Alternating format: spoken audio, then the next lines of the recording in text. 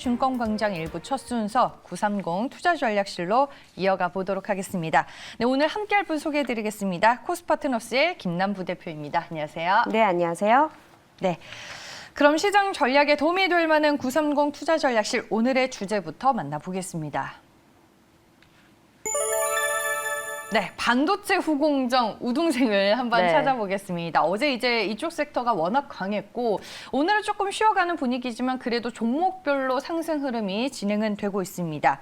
이번 실적 분위기 반도체 후공정 같은 경우에는 상당히 좋고 시장에서 2차 전지 소재 다음 타자가 과연 될 수 있을지 이쪽에서 저희가 오늘은 종목 공부를 한번 해보도록 하겠습니다. 먼저 이제 차세대 디램인 DDR5 관련된 얘기가 어제 기사도 그렇고 리포트도 그렇고 좀 많이 나온 것 같은데 이게 과연 디램 산업이라든지 후공정 업체들에게는 얼마나 긍정적인 이슈인가요? 굉장히 긍정적인 이슈라고 보시면 될 것 같아요. 지금 현재 우리가 그 실생활에 사용을 하고 있는 PC라든지 서버 이런 기기들 보시면 디램이 4세대 디램을 사용을 하고 있고요. 이번에 차세대 디램 5세대로 넘어오는 그 과정까지 총 8년이라는 시간이 걸렸습니다. 디램이 차세대로 바뀌게 되면 그에 따르는 슬롯, 기판, 또 기기 여러 가지 그 해당되는 제품군들이 한꺼번에 변경이 되다 보니까 이것은 업황에 있어서 또 활기찬 활기를 띨 수 있는 그런 이제 재료가 이번에 나타났다라는 것에 대해서 말씀을 드리도록 하고요. 그렇죠. 이게 세대가 바뀌면 바꿔야 할 것들이 많죠. 너무나 많아지는 그런 상황이죠. 장비부터 부품까지. 그런데 이게 왜 또 어제 또 이슈가 됐는지에 대해서 먼저 우선적으로 말씀을 드리면 2018년도에 이 차세대 디램을 먼저 SK 하이닉스가 이제 개발에는 성공을 했고 이것에 대해서 이제 협력사인 인텔하고도 호환이 되는지 또 실증적인 그 시제품을 가지고 테스트를 완료를 했습니다. 2018년도에 완료를 해놓은 이 차세대 디램을 왜 빨리 적용을 하지 않았느냐라는 이런 얘기들을 하실 수 있는데 아무래도 이제 경기가 약간 좀 부진했던 그런 탓도 있고 스마트폰은 적용이 됐었는데 스마트폰은 이제 사이클 주기가 2년 단위로 굉장히 빠르기 때문에요. 그런데 교체 주기가 이 서버나 PC 같은 경우에는 아무래도 고가 장비다 보니까 주기 자체가 조금 깁니다. 그래서 이런 이제 글로벌 경기들도 판단을 하면서 인텔이나 AMD 같은 이런 그 CPU를 만드는 회사 쪽에서 차세대 그것에 맞는 제품을 신제품을 빨리 출시를 해줘야 되는데 신제품 출시 소식이 이제까지 들려오지 않았던 그런 상황이에요. 그런데 어제 이것과 관련해서 인텔이 우리가 내년 초에 신제품을 출시를 하겠다라는 얘기가 나오다 보니까 드디어 DDR5 디램의 시대가 왔구나 라는 이제 또 다시 한번 주목을 하는 분위기가 이어지고 있는 거고요. 앞서서 말씀을 드렸던 대로 이에 따르는 장비부터 부품 소재까지 한꺼번에 모두 바뀌어야 되는 그런 측면이 있기 때문에 이제 생산하는 그런 메이커 업체에 있어서는 굉장히 또 부담스러운 또 많은 그런 설비 투자가 이루어져야 되기 때문에 부담스러운 이슈일 수는 있겠지만 한 가지 또 긍정적인 얘기를 드려보자면 우리가 기존의 3세대에서 4세대 디램으로 넘어올 때 그 가격 프리미엄이 한 30%, 40% 얹어지는 그런 상황들이 있었어요. 그럼 결국 이렇다라는 것은 제조업체에 그만한 또 수익성을 안겨다 줄 수 있었던 하나의 모델이었다라는 거거든요. 그래서 이번에도 4세대에서 5세대로 넘어올 때 기업들이 이것과 관련한 그런 기업들이 가격의 프리미엄, 수익성이 좋아짐으로 인해서 그것과 관련한 실적의 상승에 있어서도 좀 기대가 되고 있는 구간이다. 이렇게 좀 말씀드릴 수 있겠습니다. 네, 4세대 이제 전환 시기에 관련 기업들의 매출이나 이제 실적에 어떤 변화가 있었는지랑 또 비교 분석을 해보면 하나의 중요한 팁이 될 것 같다라는 생각이 듭니다. 잠시 후에 저희가 우등생이 될 만한 찐 수혜주들 종목별로 하나하나씩 분석을 해볼 거고요. 여기에 이제 삼성전자 이재용 부회장이 사면 가능성 제기와 더불어서 미국 지방정부와 이제 삼성전자의 신규 파운드리 공장 협상 관련된 내용이 좀 공식적으로 언급이 되는 분위기던데 투자가 급물살을 탈 수 있을까요, 다시? 지금 가석방 명단에 있나 없나 뭐 이런 얘기들이 네. 지금 나오고 있는 것 같아요. 상당히 좀 의미 있게 전개가 되고 있고 아무래도 이제 총수 부재로 인해서 투자 결정에 있어서는 확실하게 좀 의사 결정이 계속 지연이 될 수밖에 없는 그런 이슈가 존재하는 것 같습니다. 어디서 그 대목을 알 수 있냐면 김기남 부회장 같은 경우에 그때 지난번 청와대 기자 간담회를 통해서 의사 결정 관련해서 우리가 조금 더 빠른 그런 의사 결정을 하지 못하고 있다라고 내부의 주요 임원이 이것에 대해서 확인을 시켜줬어요. 그래서 아마도 정말 이재용 부회장이 사면이나 가석방을 통해서 나오게 된다 그랬을 때에는 그동안 TSMC, 인텔이 파운드리 관련해서 굉장히 빠른 속도로 지금 급격하게 설비 증설을 하고 있는 반면에 아직까지 이렇다 할 만한 보여준 것이 없거든요. 한미 정상회담 이후에 삼성전자가 19조 원 정도를 미국 본지에다가 투자를 하겠다라고 얘기를 했지만 계속해서 구체적인 시나리오가 나오지 않았던 그런 상황이었습니다. 그래서 한미 정상회담이 있었던 5월경에는 이것과 관련한 기대감으로 잠깐 관련주들이 반등을 했었다가 후속 보도가 나오지 않다 보니까 뭔가 좀 박스권에 갇힌 그런 이제 모습들이 나타나기도 했었는데요.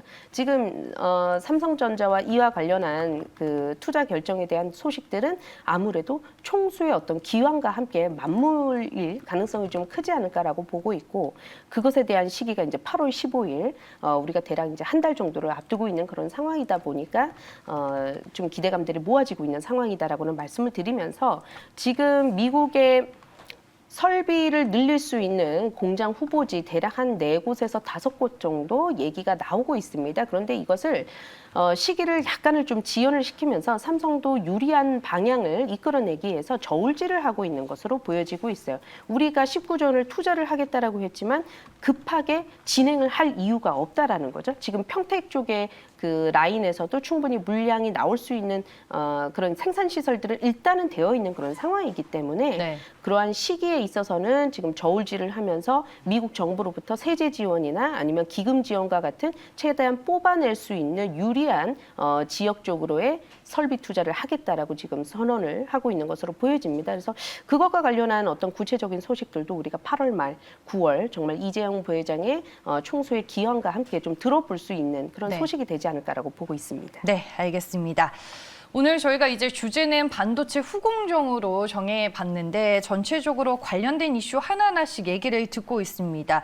최근에 이제 뭐 메모리 반도체 대형주들 같은 경우는 여전히 좀 잠자고 있는 모습이 있고 어제도 이제 중소형 반도체 소부장 종목들이 날아가는 모습을 보니까 좀 그 안에서도 종목별로 극심화가 차별하게 좀 진행이 되고 있다 이런 생각이 들었는데 당분간 종목별 양극화 현상은 좀 이어진다라고 보세요, 부 대표님은? 이어질 것이라고 보고 있고요. 왜냐하면 지금 대다수의 기업들이 매출처를 좀 다양화시켜 놓은 기업들 같은 경우에는 올해 좀 실적이 상승세를 기록을 하고 있는 기업들이 꽤 많이 나오고 있는 상황이고 그러한 네. 기업들의 주가가 올라가고 있고요. 전에도 한번 비슷한 얘기를 드렸던 것 같은데 지금 매출처가 좀 편중되어 있어서 하필이면 TSMC나 인텔 쪽으로의 매출처가 또 이렇게 편중되어 있는 기업이 아니라 이제 아무래도 국내 기업들은 네. 대다수의 부품주들은 또 삼성전자에 또 포커싱이 맞춰져 있는 그런 상황이다 보니까 삼성전자가 이렇다 할 만한 설비 증설을 하고 있었던 상황이 아니잖아요. 그래서 네. 삼성전자만을 쫓았던 그런 기업들 같은 경우에는 이 안에서도 지금 온도차가 나타나고 있는 것으로 보여지고 있고요. 특히나 이제 모바일 관련한 반도체들 있잖아요. 이쪽 서플라이 체인 쪽 같은 경우는 더욱더 이제 부침 현상이 있는 거고 똑같이 힘든 반도체 쪽 같은 경우에는 비교적 그래도 어두운 터널의 끝에 와 있는 듯한 그런 이제 상황들이 만들어지고 있습니다. 반도체 호황 사이클이 정말 이번에 디램에 있어서도 한번 세대 교체로 인해서 또다시 붐이 일어날 수 있다는 걸 우리가 기대를 하고 있는 거고 낸드 플래시에 있어서도 200단 이상으로 갈 수 있는 새로운 기술 개발들이 좀 이어지고 있는 그런 상황이기 때문에 당분간 반도체 호황 사이클은 2022년을 필두로 해서 이제 본격적인 제품들이 22년도에 네. 나옵니다. 그래서 24년도까지 뭔가 좀 호황 사이클이 열려 있고 올해까지는 내내 좀 힘들 수는 있겠지만 그 끝에 와 있다라는 것에 대해서는 한 번쯤 말씀을 드리고 싶어요.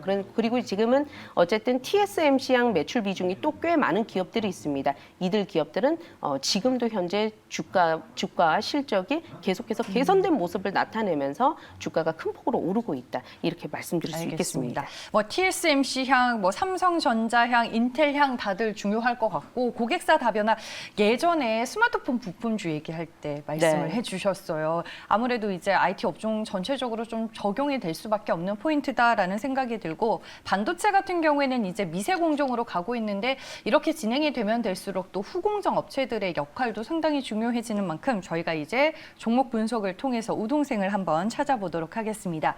첫 번째로 정한 종목은 한미 반도체입니다. 이번 2분기에 사상 최대 실적이 나왔어요. 한미 반도체 같은 경우에 이제 우등생이라고 볼 수 있는 거죠. 거의 뭐 1등이죠. 네, 네. 이 회사 같은 경우에는 이제 비전 플레이스먼트라고 해서 웨이퍼를 자르고 네. 만들어진 이제 전공정에서 이제 만들어진 웨이퍼를 가지고 자르고 또 분류하고 테스트를 하는 그런 이제 장비라고 보시면 돼요. 그런데 그 장비 쪽에 있어서는 세계 시장 점유율 1위를 기록을 하고 있습니다. 매출처가 다변화될 수 있는 게 이런 이제 독보적인 기술력을 가지고 있는 기업들은 글로벌 기업들도 계속해서 오퍼를 내놓을 수 있고 또 이런 메이커 업체들하고의 그 협상력에 있어서도 비교적 이제 갑의 위치에서 협상을 할 수 있다라는 그런 장점으로 인해서 자연스럽게 매출처가 아주 고르게 다변화되어 있는 이제 그런 상황이고요. 그런 부분들로 인해 가지고 올해 또 실적이 큰 폭으로 올라서면서 분기 뭐 사상 최대 실적을 기록을 하는 움직임들 나타내 주고 있는 이제 그런 상황이 되겠습니다. 거기에다 우리가 이제 소부장 관련주들 일본하고의 어떤 그런 관계 마찰로 인해서 국산화에 대한 얘기들 그리고 이제 정부도 지원을 하겠다라고 얘기를 했었는데 실제로 주요 부품을 주요 이제 장비들을 내재화를 하면서 이 비전 플레이스먼트라고 하는 주력 장비에 아주 중요한 그 또 다른 장비가 이제 국산화를 맞춰놓은 이제 그런 상황이 됐습니다. 이제 이것과 시너지가 맞물리게 되면서 2분기 역대 최대 실적 기록하고 있고 주가도 최근 들어서 이제 지난번에 고점을 뛰어넘는 그런 상승세가 나오고 있는데요.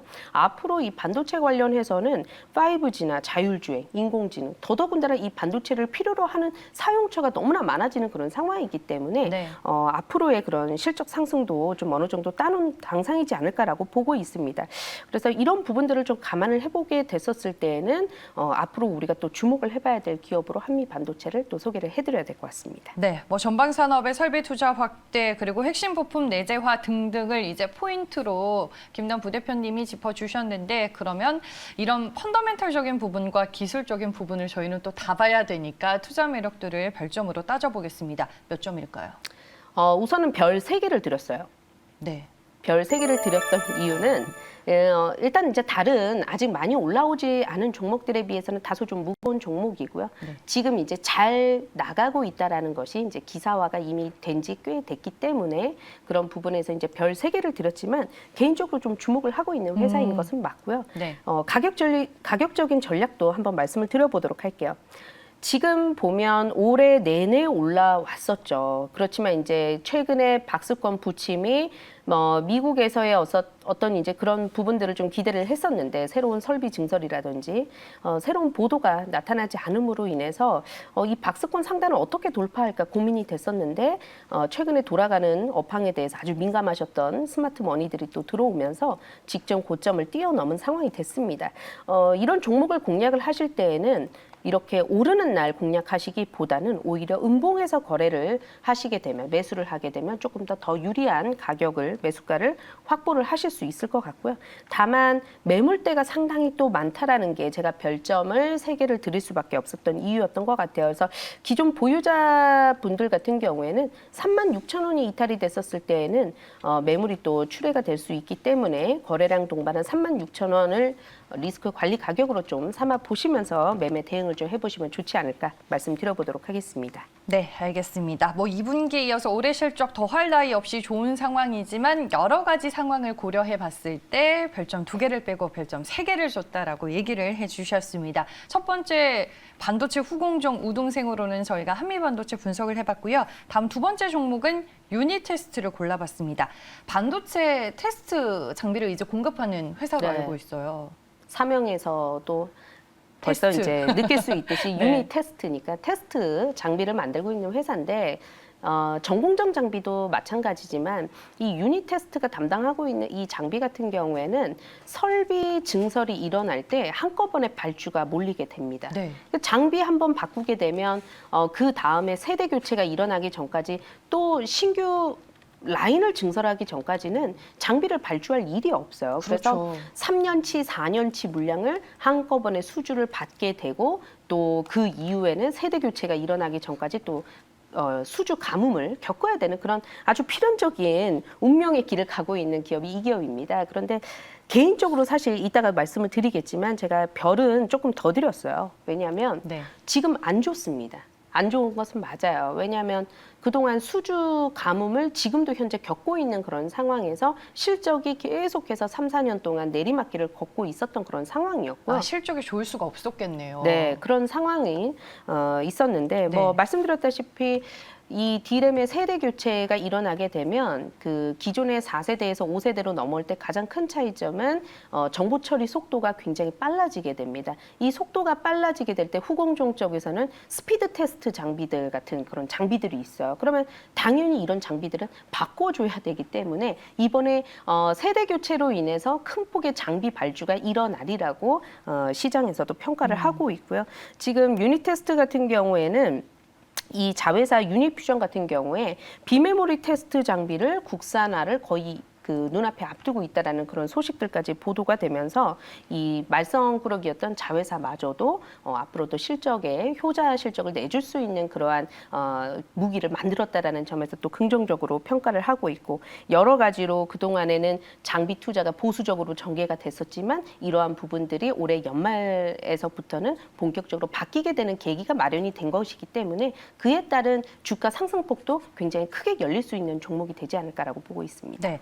D램 규격이 이제 바뀔 때 대규모 수주를 받은 경험이 있기 때문에 이런 부분들과 함께 좀 비교 분석을 해주셨습니다. 3년 동안 실적이 좋지는 못했지만 과연 이제 올해 실적의 바닥을 통과하면서 좀 바뀔 수 있을지 이 부분이 궁금해지는데 투자 매력도 별점으로 듣고 저희가 기술적인 흐름까지 짚어보겠습니다. 투자 매력도는 별점 4개 드리도록 할게요. 네, 앞으로 이제 좋아질 게 더 많기 때문에 별 하나를 더 주신 거죠. 그렇죠. 그동안에 주가가 부침이 또 많기도 했었었고요. 네. 어차피 다 같이 반도체 호황 사이클을 그려나가는 상황 속에서는 조금 더 안 좋은 더 위험스러운 상황에 있었던 종목일수록만큼 주가의 상승폭도 좀 빠르게 전개가 되리라고 좀 보고 있는 거고요.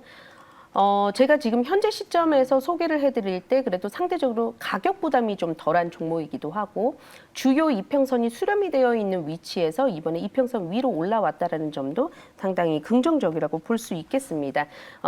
최근에 거래량이 동반이 되면서 이평선 위로 올라왔는데 역시나 마찬가지예요. 지금 이평선을 동반을 해서 이번 상승 시세를 계속해서 이끌어 나가지 못하고 또다시 뭔가 막히는 21,500원권으로 보여지네요. 21선 부근을 또다시 이탈하는 움직임이 나타난다면 시간이 조금 다소 오래 걸릴 수 있다. 이렇게 좀 말씀드릴 수 있겠습니다. 네, 알겠습니다. 유닛 테스트 기술적인 흐름 저희가 차트로 만나봤습니다. 별점 총 4개를 주셨습니다.